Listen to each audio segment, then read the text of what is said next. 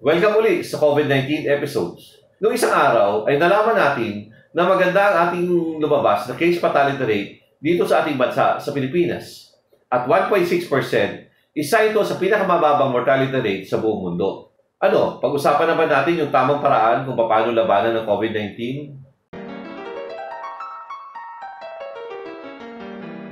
At first I was afraid, I was petrified. Kept thinking how I'd ever live without the world outside. But then I spent so many nights scuffing crystal neck and wine. I know it's time to say we're gonna be just fine. Oh, not I will survive. Oh, so long as I have internet, I know I'll stay alive. Okay, pero easy lang.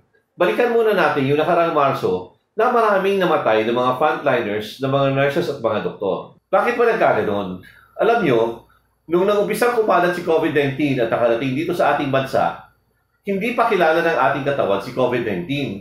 So para bagang mahalin tulad natin si COVID-19 na isang grupo ng mga rebelde na pumasok sa kampo ng militar at nagsuot ng uniforme ng mga sundalo at di kalaunan napasok ni COVID-19 ang buong kampo, yung baga natin, at huli na malaman ng katawan natin na si COVID-19 ay isang matinding kalaban at tuluyan niyang nasakop ang buong baga natin.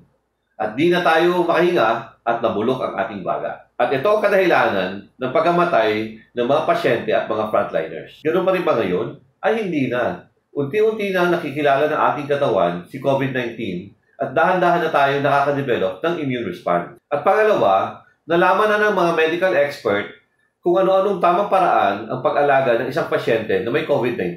Bago natin pag-usapan ang tamang gamutan, kailangan alamin muna natin kung ano-ano ang simptomas ng COVID-19, katulad ng pananakit ng ulo, lagnat, ubo at sipon, panghihina ng katawan, sakit sa sikmura at pagsusuka, at pagkawala ng pangamoy at paglasa. Ang tawag namin ay anosmia.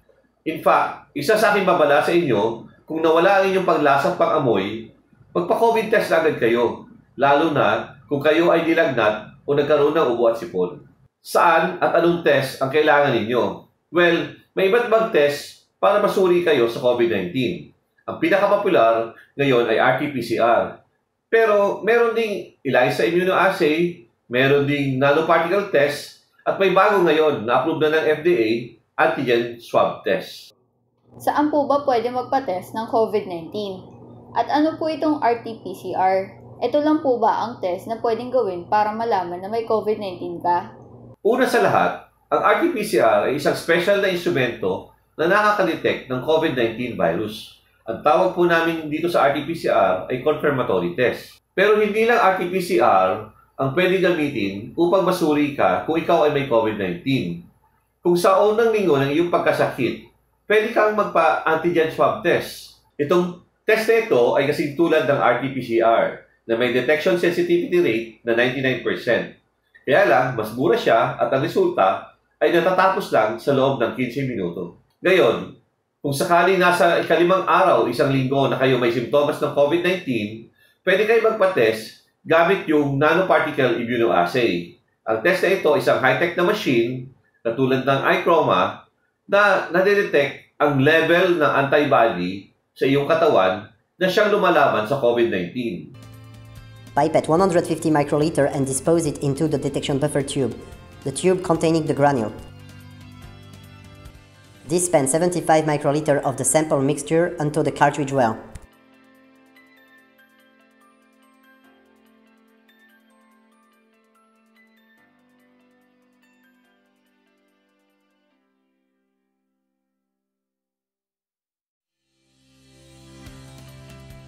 Push the cartridge completely into the holder. Press start to run the test. After incubation time, the device will read the test and display the result on the screen. IgG and IgM are both positive.